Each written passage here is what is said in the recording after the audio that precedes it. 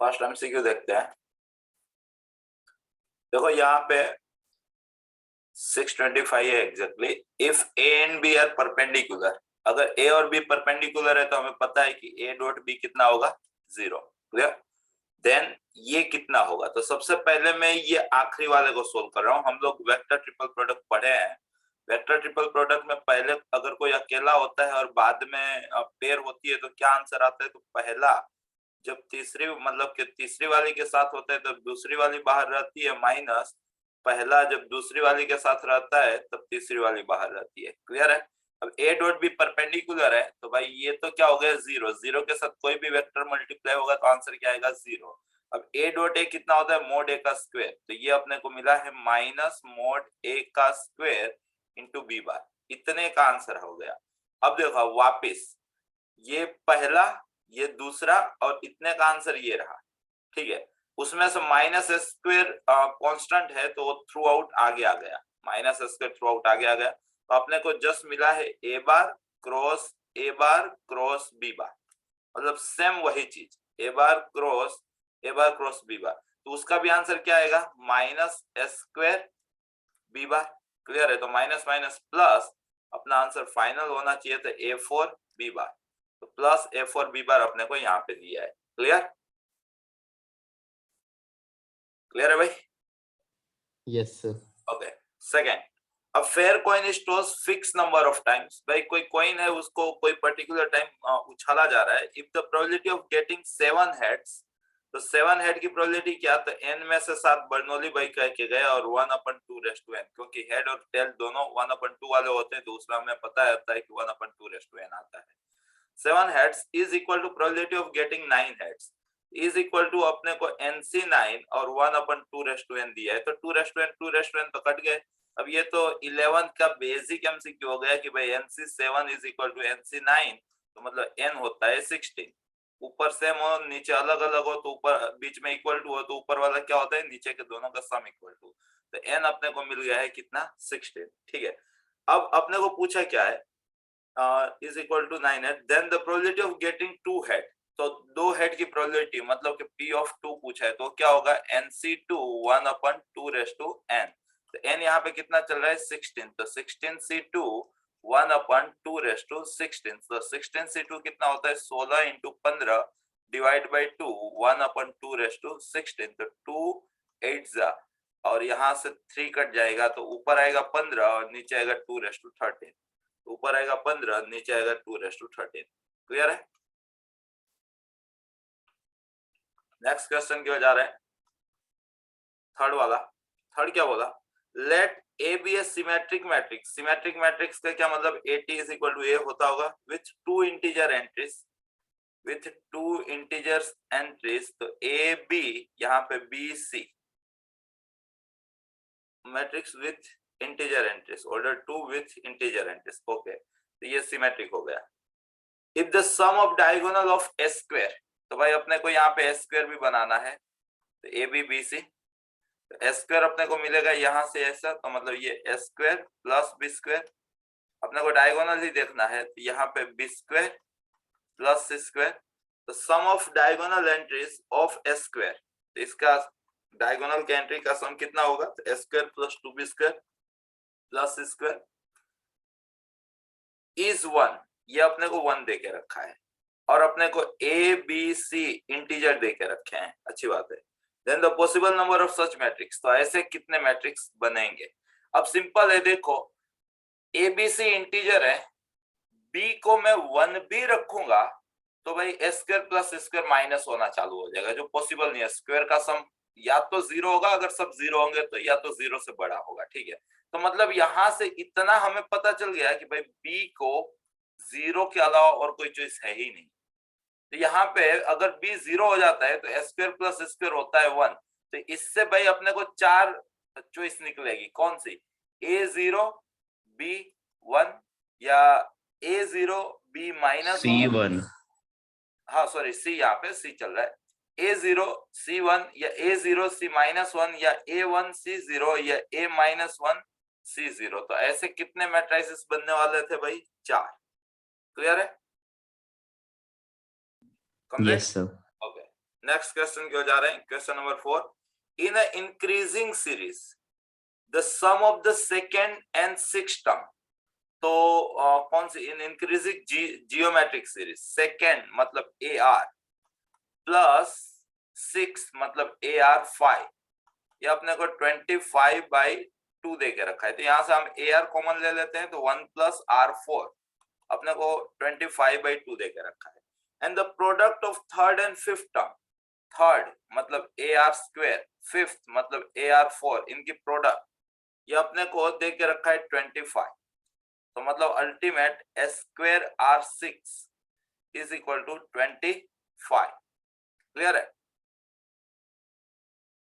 तो अपने को पूछा क्या, then the sum of 4, 6 and 8 terms, तो अपने को पूछा है 4 मतलब ए आर क्यूब प्लस 6 मतलब ए आर 5 प्लस 8 मतलब ए आर 7, अपने को ये चीज पूछी है। ठीक है, ओके, बनाते हैं इसके। ये पूरी कहानी के लिए अपने को चाहिए आर, आर खोदने के लिए मैं क्या कर रहा हूं, तो इसका और इसका रेशियो ले ले रहा हूं। ठीक है, तो यहां से ए आर तो कट जाएंगे, ऊपर बचेगा 1 प्लस आर 4, नीचे बचेगा ए आर 5, हाँ से, लेकिन ए का तो लफड़ा रहेगा ही ना। हाँ, कहीं पे कोई मैंने इंटरप्रिटेशन में मिस्टेक तो नहीं किया ना, देख लेते हैं एक बार वापस। In increasing GP the sum of the second and six term, तो सेकेंड और सिक्स टर्म का सम 25/2 है complete, and the product of third and fifth term, तो थर्ड एंड फिफ्थ टर्म की प्रोडक्ट 25 है, इतना तो मैंने राइट किया है। Then the sum of the fourth, six and eight term, तो अपने को ये चीज पूछी है, अपने पास इतनी चीजें गिवन है, मैं इसके अंदर से अगर ए आर कॉमन, तो यहाँ पे 1 प्लस आर 4 25/2, यहाँ पे एस स्क्वायर आर 6 25। ओके, अगर मैंने यहाँ से रेशियो लिया तो ये ए आर एक बार कट गया, ऊपर बचा 1 प्लस आर 4, नीचे बचा A R 5 is equal to 1/2। इससे फायदा क्या होगा, अपने को तो चाहिए था कुछ अलग ही चीज, कुछ अलग ही चीज चाहिए थी। ओके, यहां से स्क्वायर रूट ले लेता हूं, ए स्क्वायर आर 6 25 है, तो ए आर अपना 5 हो गया। क्लियर? क्लियर है? A R cube, A R 6 है। हाँ, एस स्क्वायर आर 6 है, तो ए आर क्यूब अपना 5 हो गया। डन? अब यस सर। अब इन दोनों का रेशियो लिया, इसका इसका और इसका रेशियो लिया, तो ए कट गए, यहाँ पे आर क्यूब, तो नीचे आर स्क्वायर बचा, तो ये हो गया अपना 5, ये हो गया अपना 5 और ये हो गया बाई 2। क्लियर? ए आर चला गया तो नीचे आर स्क्वायर बचा, ऊपर 1 प्लस आर 4, यहाँ 5 चला गया तो नीचे 5/2। डन, अब मिल गया, अपना अपना काम होने वाला है। तो ये 2r4 plus 2 is equal to 5r square, then so 2r4 minus 5r square plus 2 is equal to 0. 2 2s are 4, 4 1s are, मतलब यहाँ पे 2r4 minus 4r square minus r square plus 2 is equal to 0. तो पहले दो में से 2r square, आखिरी दो में से -1, तो r square minus 2 is equal to 0. तो आर स्क्वेयर या तो आधा है या तो आर स्क्वेयर 2 है, लेकिन एक वर्ड इसके अंदर लगा था इंक्रीजिंग, तो आर स्क्वेयर आधा नहीं होगा, क्योंकि इंक्रीजिंग के लिए आर 1 से बड़ा होना चाहिए, तो आर स्क्वेयर कितना है अपना 2। क्लियर? जैसे ही यस सर। जैसे ही आर स्क्वेयर 2 मिल गया, तो अपने को आर स्क्वेयर 2 मिलने से अपने को ये वाली चीज पूछी है, तो इसके अंदर हम वैल्यू रख देते हैं, तो a अपना जो है वो r⁻6 कितना हो जाएगा, तो यहाँ पे r स्क्वायर 2 है ना, तो r⁻6 एस स्क्वायर जो है वो अपने आप 25 बाय r6 का मतलब 2 का क्यूब 8, तो a अपना 5/2√2 हो गया है। क्लियर? Yes sir. अपने को ये चीज पूछी थी, तो इसमें से ए आर कॉमन, तो ए अपने पास 5/2√2 और r अपने पास √2 इतना कॉमन, तो ए आर क्यूब कॉमन ले लेते हैं, तो आर क्यूब 2√2 होगा इतना कॉमन, तो ये हो जाएगा 1 plus are square plus r4। ये 2√2 कैंसिल हो गया, आर स्क्वायर 2 हुआ, r4 4 हुआ, और यहाँ पे 1 हुआ, 4 2 6 7 5 35। अपना आंसर कुछ 35 होना चाहिए। Done. Yes sir. Next question की ओर जा रहे हैं। इंटीग्रेशन का क्वेश्चन है। देखो क्या बोल रहा है इंटीग्रेशन का क्वेश्चन। तो आपको sigma n is equal to 1 से 100 तक integration of n-1 to n e raise to x minus box x की चिंता करनी है। अब आपको इतना तो पता ही है कि ये x माइनस बॉक्स x जो होता है वो बिलोंग्स टू होता है 0 से 1। उसका अगर ग्राफ अगर आपको देखना है तो कुछ ऐसा स्टेयर्स वाला, मतलब फ्रैक्शनल पार्ट आप इसको बोलते थे। क्लियर। अब यहाँ पे देखो वैल्यू की वेयरिंग देखो, n 1 रखते हो तो 0 से 1 है।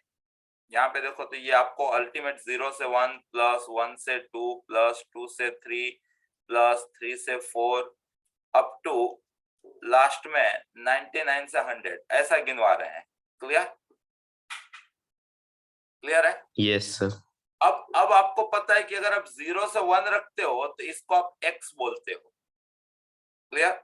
अगर आप 1 से 2 रखते हो तो इसको आप 1 माइनस x बोलते हो। 2 से 3 रखते हो तो इसको 1 माइनस 2x बोलते हो। मतलब इस तरह से आपकी मतलब लाइन चला करती है। क्लियर है। 2 minus x, sorry 2 minus x, यहाँ पे 3 minus x, 3 minus x. Graph के लिए करता हूं। अगर मान लो कि ग्राफ का अपने को नहीं आइडिया है तो भी देखो 0 से 1, 1 से 2, आपको इतना तो पता है कि भाई कहानी ऐसे जा रही है तो ये पीरियोडिक फंक्शन होगा। इसका पीरियड कितना होता है 1। 0 से 1 में जो दिखेगा वही आपको 1 से 2 में दिखेगा, वही आपको 2 से 3 में दिखेगा, वही आपको 3 से 4 में दिखेगा। बहुत ही मतलब जानी पहचानी ये मेथड हो जाती है। तो पीरियोडिक फंक्शन में आपने एनसीईआरटी में भी गिना होगा 0 से 20 पाई मोड ऑफ साइन एक्स का इंटीग्रेशन। ये भी प्रीवियस ईयर का क्वेश्चन था पीरियोडिक फंक्शन वाला। तो इसको आप 20 टाइम 0 से पाई मोड ऑफ साइन एक्स ऐसा लिखते थे। क्लियर है। ये पास्ट में हम लोगों ने इस टाइप के क्वेश्चन किया है, शुरुआती दिनों में ये क्वेश्चन आया था। Yes sir. तो ये भी पीरियोडिक फंक्शन है और सबका पीरियड 1 है, तो इसको मैं 100 टाइम 0 से 1 e raise to x minus box x लिख सकता हूँ। लिख सकता हूँ कि नहीं लिख सकता हूँ पीरियोडिक फंक्शन होने की वजह से, क्योंकि ये सब में पीरियड 1 ही चल रहा है तो सब सेम ही हो जाएंगे। तो 100 टाइम किसी एक का इंटीग्रेशन, किसी भी एक का इंटीग्रेशन। क्लियर। क्लियर है। Yes sir. अब देखो 0 से 1 में, 0 से 1 में x माइनस बॉक्स x, तो अगर आपका x 0 से 1 में है तो बॉक्स x आपका कितना हो जाएगा 0। तो अगर बॉक्स x आपका 0 हो गया तो ये नहीं लिखोगे तो भी चल जाएगा। क्लियर। हाँ सर। और e रेस टू x का हम जानते ही हैं क्या होता है। e रेस टू x अपने को लगाना है 0 से 1, 1 रखेंगे तो e माइनस 0 रखेंगे तो 1, तो आपका आंसर था 100 time e minus 1। Clear. Yes sir. Okay. Next question 6 वाला। In the circle given below let OA 1 unit. अच्छा फिगर ही देख रखे हैं, इसके अंदर सोचना नहीं है अपने को। OA 1 यूनिट है, ओके, एंड OB 13 है। OB अगर 13 है तो ये कितना हो जाएगा 12। Clear. PQ is perpendicular to OB। अच्छा यहाँ पे परपेंडिकुलर चल रहा है। Then the area of triangle PQB, तो PQB का एरिया कितना होगा। तो PQB का area half base into height कितना होगा। अब AB तो अपने पास है, अपने को PQ चाहिए। क्या चाहिए PQ। अब हमें पता है कि अगर PA को मैं मान लो कि A बोलता हूं तो QA बोनस में A हो जाएगा। पक्की बात है, परपेंडिकुलर है यहाँ पे इसकी वजह से। Done. Yes sir. Yes sir. और जब तुम लोग छोटे थे तब सीकेंट वाली ये कहानी जरूर पढ़े होगे। ठीक है। अगर यहाँ पे मान लो कि O है, ये A है, ये B है, ये C है, ये D है, तो तुम्हें पढ़ाया गया था OB into OD is equal to OA into OC, पढ़ाया गया था। OB into Yes, sir. Equal to OA, मतलब ये बचपन का प्यार है, मतलब पुराने जमाने की कहानी है, तो वो कहानी हम यहाँ पे अप्लाई करते हैं। तो यहाँ पे देखो क्या होगा, OA into AB is equal to AP into AQ होगा ना। तो OA अपने पास 1 है, AB अपने पास 12 है, AP और AQ सेम है स्क्वायर, तो भाई A अपने को 2√3 मिल गया। तो PQ अपने को 4√3 मिल गया। तो भाई ये 1/2, ये 4√3 और ए बी अपने पास 12 था, तो 2 2 जा तो 12 2 जा 24√3 अपना आंसर आएगा। Done, yes sir. हो गया। नेक्स्ट क्वेश्चन की ओर जा रहे हैं, 7th नंबर का क्वेश्चन देख लो। इनफाइनाइट जीपी हम लोगों ने शुरुआत में सीखा था, और तब तो उसका मतलब अलग क्वेश्चन आता था, अब तो डायरेक्ट इनफाइनाइट जीपी आता है। यहाँ पे आपको इसका सम करना है, इनफाइनाइट तक यहाँ पे बोला है, तो हम पढ़े हैं उसमें इनफाइनाइट जीपी पढ़े हैं, और तो कुछ पढ़े नहीं है, तो हमें पता ही है कि वही आएगा, लेकिन एजीपी की फॉर्म में कन्वर्ट होके आएगा। यहाँ पे 7/3 स्क्वायर 12/3 क्यूब प्लस 17/3/4 ऐसा चलता जा रहा है। पहला काम क्या करना होता है, आर से मल्टीप्लाई करना होता है। तो यहाँ पे आप देखो, पहले में 1 है, फिर 1/3 है, फिर 1/3 स्क्वायर है, 1/3 क्यूब है, तो आर अपने को 1/3 मिला। तो 1/3 से मल्टीप्लाई किया, तो भाई ये हो गया 1/3, ये हो गया 2/3 स्क्वायर, ये हो गया 7/3 क्यूब, ये हो गया 12/3/4, ऐसी कहानी चलते जा रही है। फिर इन दोनों का डिफरेंस लेने का होता है, तो s माइनस s/3, तो मतलब 2s/3, इसका पहले को वैसा ही छोड़ने का, इन दोनों का डिफरेंस लेने का, तो 2/3 माइनस 1/3, तो इन शॉर्ट 1/3, प्लस यहाँ पे 7/3 स्क्वायर माइनस 2/3 स्क्वायर, तो 5/3 स्क्वायर, प्लस यहाँ पे 12/3 क्यूब माइनस 7/3 क्यूब, तो 5/3 क्यूब, प्लस यहाँ पे 17/3/4 माइनस 12/3/4, तो 5/3/4, ऐसा चलता ही जाएगा। क्लियर है? क्लियर? Yes, sir. तो भाई यहाँ पे आप 4 3 + 1, तो 4/3 इतने का अलग कर लिया, इन सब में से 5 कॉमन ले लिया आपने, यहाँ पे आपका 1/3 स्क्वायर प्लस 1/3 क्यूब प्लस 1/3/4 ऐसा चलता ही जा रहा है। डन है?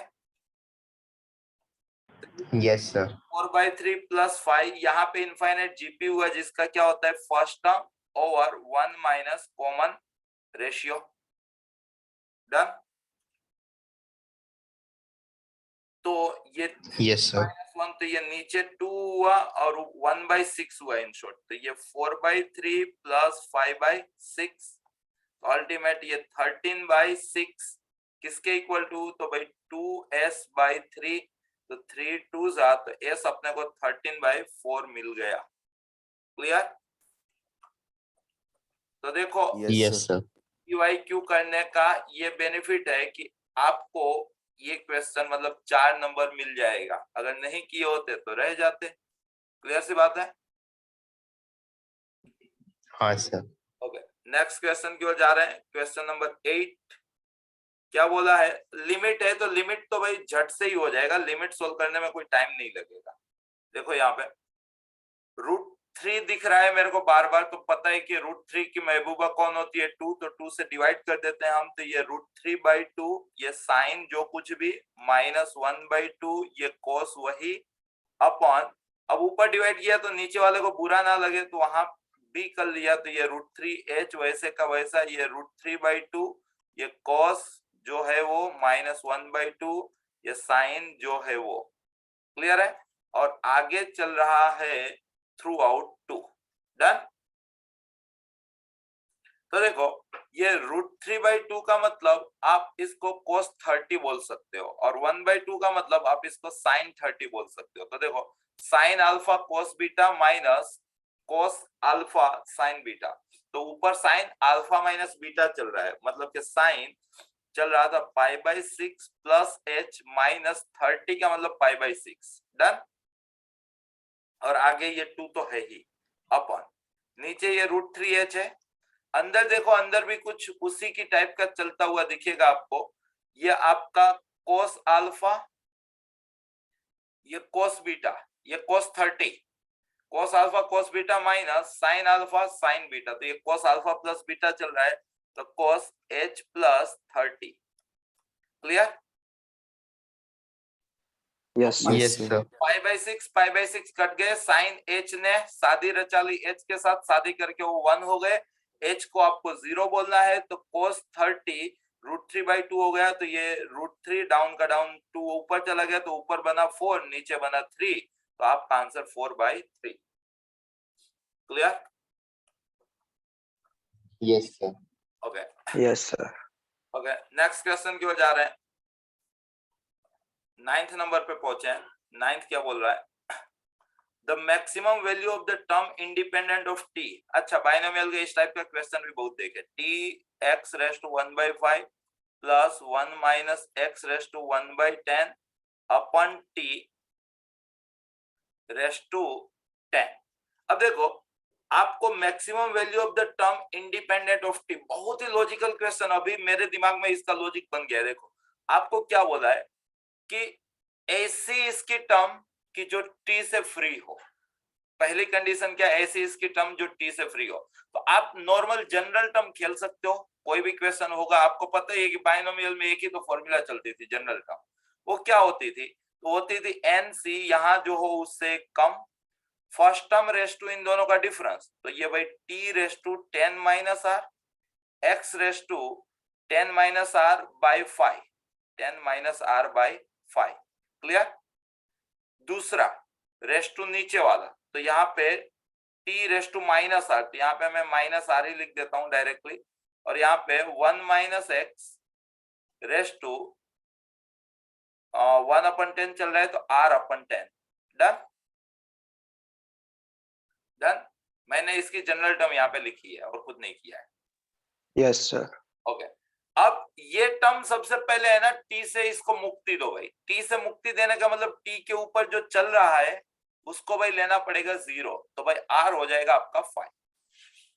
तो आपकी जो फ्री फ्रॉम टी है वो है 10c5, ये टी से तो मुक्ति हो गई, ये x रेज़ टू 10 माइनस 5, 5/5 मतलब 1, और यहाँ पे √1 माइनस x।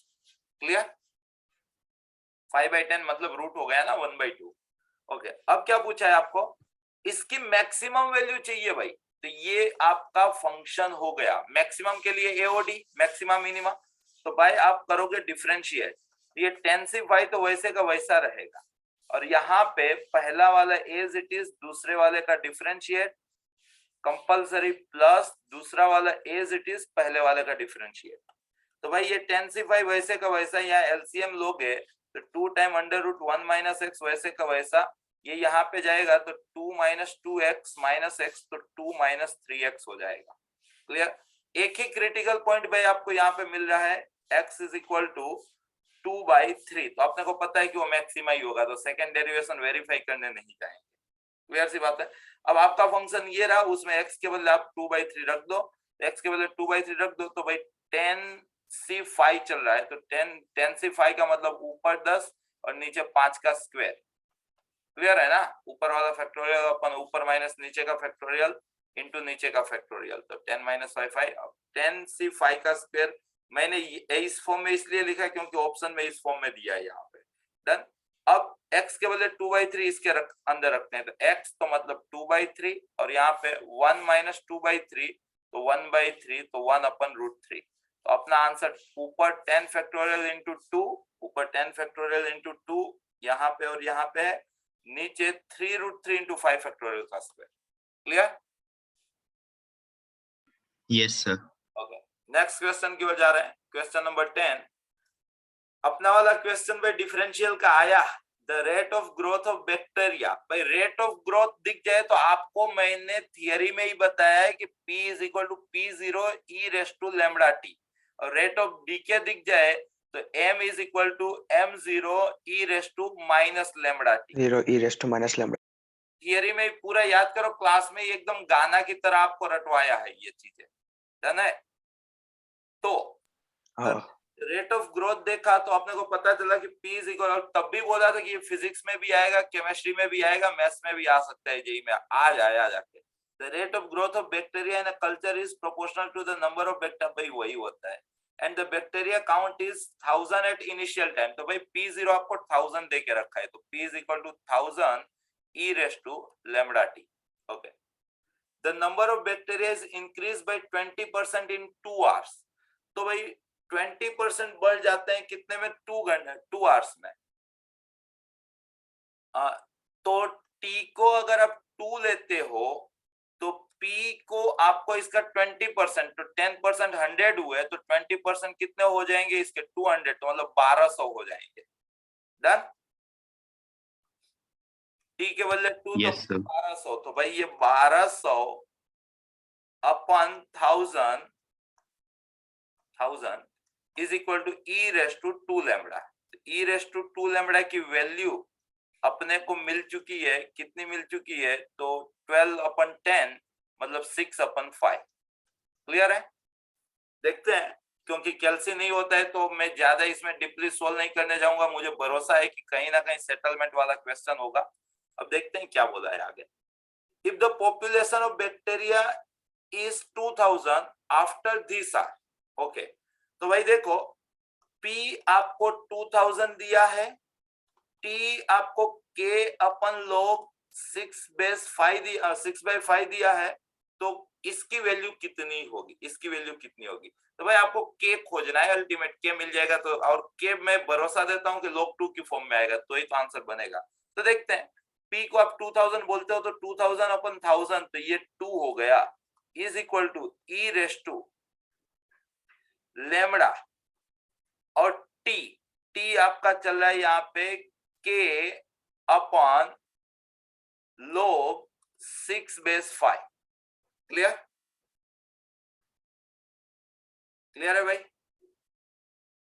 Yes, sir. तो applying log both sides, so here log 2 is equal to, ये डिग्री आगे आ जाएगी, log 1 हो जाएगा, तो is equal to lambda K upon log 6/5।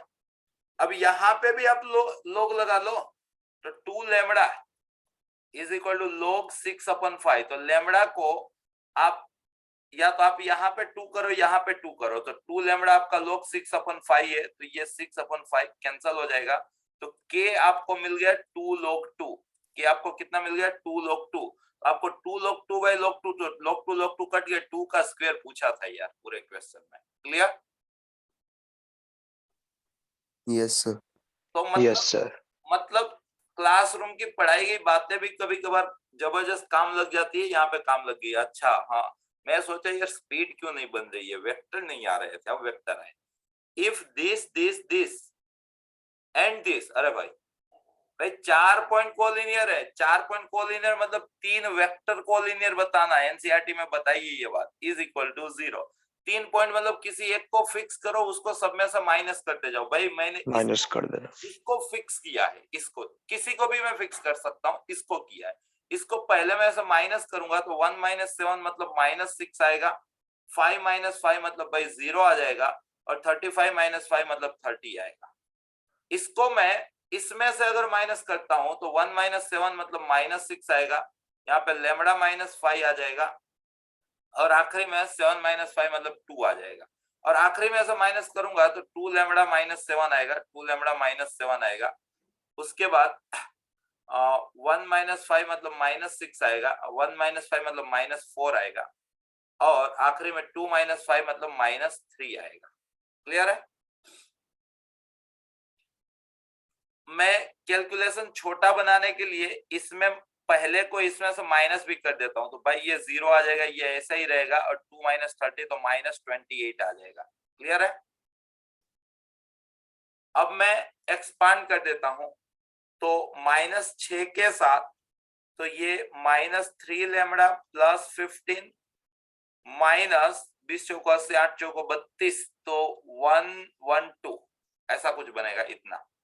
ठीक है, 0 का तो कुछ खेल ही नहीं है, प्लस 30, तो उसके साथ ये तो 0 ही हो गए, यहाँ पे लैम्डा लैम्डा खेलना है अपने को, तो यहाँ पे लैम्डा लैम्डा अगर खेलते हैं तो 2 lambda square 2 lambda square minus में जाएगा ना, तो यहाँ आगे ही मैं माइनस ले लेता हूँ। ओके, तो 2 lambda square minus 10 lambda minus 7 lambda, तो minus 17 lambda plus 35 is equal to 0 चल रहा है। पूछा क्या है अपने को क्वेश्चन में, then sum of all possible values of lambda, तो लैम्बडा का सम आपको बताना है। ओके, बता देंगे, कोई दिक्कत नहीं है। तो ये -6 यहाँ पे चल रहा है अपना -3 लैम्बडा माइनस 15, तो यहाँ पे 97, ठीक है। यहाँ पे -30 और अंदर चल रहा है अपना 2 लैम्बडा से अंदर, तो सब सही चल रहा है, तो मतलब आपको नॉर्मल अब मल्टीप्लाई कर देना पड़ेगा। तो यहाँ पे 18 लैम्बडा, यहाँ पे -97, तो minus minus plus 6 into 97। Okay, यहाँ पे -16 lambda -60 lambda square -60 lambda square plus 30 into 17 lambda minus 30 into 35 is equal to 0। तो क्या कर रहे हैं हम लोग यहाँ पे -60 लैम्बडा स्क्वायर, इसका काम हो गया। यहाँ पे 17 तेरे 51, तो 510 और 18, तो 528 लैम्बडा 528 लैम्बडा। और बाकी कांस्टेंट है, कांस्टेंट का कुछ लेना देना नहीं है भाई, ये क्वाड्रेटिक इक्वेशन है, तो लैम्बडा के इसके रूट निकलेंगे, तो सम ऑफ लैम्बडा मतलब सम ऑफ रूट इसका, तो -b/a, तो आपका आंसर 528/60। ये माइनस इस माइनस के साथ टाटा कर लिया, तो 528/60। तो ऑप्शन अगर हम देखते हैं तो बाई 5 चल रहा है, तो 12 से कटता होगा, इतना भरोसा है 12 से कटता होगा। देखो 12 से कटता है क्या, 12 4 जा 48, तो 4 और 8 12 4 जा, और यहाँ पे 12 5 जा, तो 44/5 आपका आंसर था। Clear? Yes sir. Okay, next question की ओर जा रहे हैं।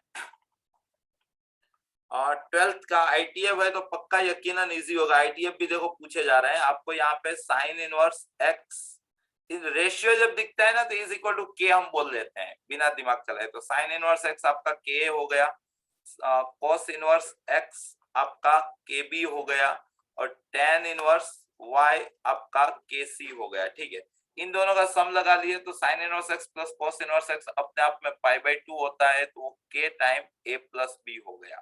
तो यहाँ से अपने को k की वैल्यू मिल गई π/2 times a plus B. Done? तो यस सर। तो यहाँ पे tan inverse y is equal to k की वैल्यू रख देते हैं πc/2 time a plus B. अब अपने को पूछा क्या है, अपने को πc/a प्लस बी। अच्छा, अपने को ऐसा कुछ नहीं, अपने को अलग चीज पूछिए। यहाँ पे cos, यहाँ पे pi c upon a plus b, तो a प्लस बी को आप π/2 के बोल सकते हो, तो π/2 के चलेगा। यहां से a प्लस बी को आप π/2 के बोल सकते हो, तो पाई कट गया, तो आपको cos यहाँ पे 2 और केसी का मतलब tan इनवर्स y। अरे ये तो अपने फेवरेट मेथड हो गई TCI, trigonometric constant inverse. Board में भी अभी तो इसकी प्रैक्टिस किए थे परसों। ठीक है, तो tan इनवर्स y को हम थोड़ी देर के लिए थीटा बोल देते हैं। तो भाई अपने को cos 2 थीटा पूछा है। cos 2 theta in the form of theta क्या होता है, 1 - t² / 1 + t²। तो भाई आपका आंसर होना चाहिए था 1 - y² अपन 1 + y², 1 - y² अपन 1 + y²। क्लियर? क्लियर है भाई? हाँ। ओके, 13 पे पहुंचे। 13 पे the number of 7 digit integers, 7 digit आपको करना है, 3 4 5 6 7, 3 3 6 7, with sum of the digit equal to, repeat बोलो, देखो डिट्टो वैल्यू के साथ रिपीट है। निखिल को याद होगा क्योंकि इसमें मैं अटका था और निखिल ने बताया था कि इतनी बार 1 आएगा, इतनी बार वो आएगा। The number of 7 digit integers, 7 digit का नंबर बताओ जिसका सम 10 होता हो और बनता हो 1 2 3 से। इसका आंसर मुझे नहीं याद है, बाकी मैं डायरेक्टली टिक कर देता कि ये आंसर आएगा। भाई 1 2 3 से 7 डिजिट का सम 10 हो ऐसा बनाना है, तो मैं उल्टा सोच रहा हूँ। मान लो कि एक बार 3 लेता हूं, तो 6 डिजिट का सम आपको और 7 बनाना पड़ेगा, तो 5 1 ले लेता हूँ, 3 4 5 और एक 2 ले लेता हूँ। ये एक वैलिड केस हुआ। 2 3 इसलिए नहीं ले, देखो 3 3 लूंगा तो 7 डिजिट नहीं बनेगा। 2 3 इसलिए नहीं लिया क्योंकि बाकी के 5 डिजिट का सम 4 होना चाहिए, मिनिमम तो 1 है, तो वो भी नहीं बनेगा, इसलिए मैंने 1 3 लिया है। ठीक है, 1 3 और 1 2 लिया है। अब 1 3 वाला केस पूरा हो गया। 1 3 और 0 2 लूंगा तो भाई 7 डिजिट का बनाना है, तो ये 6 और 3 9 ही हो पाएंगे, तो 3 2 वाला एक ही कॉम्बो सेट हो पाएगा। अब 3 का और कोई कॉम्बो नहीं है। अब मान लो कि 2 2 4 लूंगा तो 8 हो जाएगा, तो नहीं सेट हो पाएगा। 2 3 लिया मैंने, 3 बार 2 लिया तो 6 हो गए, और 4 बार 1 लिया तो 10 हो गए, ये चलेगा। 2 2 बार लूंगा तो 4, तो बाकी का 9 नहीं हो पाएगा, और 1 से नहीं हो पाएगा, तो बस मेरे पास ये 2 ही चॉइस थी। क्लियर है? सर 3 2 1 3 और 1 1 लेंगे तो? क्या, कैसे बता? 3 2 यानी हाँ 6 हाँ और 1 3 यानी 9 हाँ और 1 1 तो 10 हुआ। भाई 7 डिजिट कहाँ हुआ? अच्छा हाँ वही तो मैं कब से वो समझा रहा था भाई, 7 डिजिट बनाना है अपने, तो 7 डिजिट के लिए इसके अलावा और कोई चॉइस नहीं बन पा रही है अपने पास। ठीक है, तो इससे कितने नंबर बनेंगे? तो भाई 7 चीजें, 7 फैक्टोरियल, उसके अंदर भाई देखो 5 चीजें रिपीट हो रही है, 5 फैक्टोरियल। इससे कितने बनेंगे भाई? 7 चीजें, 7 फैक्टोरियल, भाई उसके अंदर देखो 3 चीजें रिपीट हो रही है और 4 चीजें रिपीट हो रही है, तो यहाँ 5 5 कट गया, तो 6 into 7 42, यहाँ पे 4 4 कट गया, तो 5 6 7 में से 6 कट गया, तो 5 into 7 मतलब 35, तो 4 3 7 5 2 7 7 7 इसका आंसर था। क्लियर? क्लियर यस है? सर अब देखो, अगर Yes, sir. आपने PYQ किया है तो 13 तो आपसे सोल्व हुआ ही, 14 तो डिट्टो सेम वैल्यू, खाली ऑप्शन बदलता हुआ दिखा है। देखो ये सेम क्वेश्चन आप है ना 2008-9 मतलब बीच वाले सालों में देखे थे। लेस देन इक्वल टू, आपने क्या किया, mod of x minus y से डिवाइड कर लिया। पहले तो यहाँ पे मोड नहीं लगा के दिया था, इस बार तो ये भी दिया है कि भाई आपको ऐसा ही करना है। इधर हो गया mod of x minus Y, आपने दोनों को लिमिट लगा दी, limit x tends to y, इधर भी लगा दिया limit x tends to y।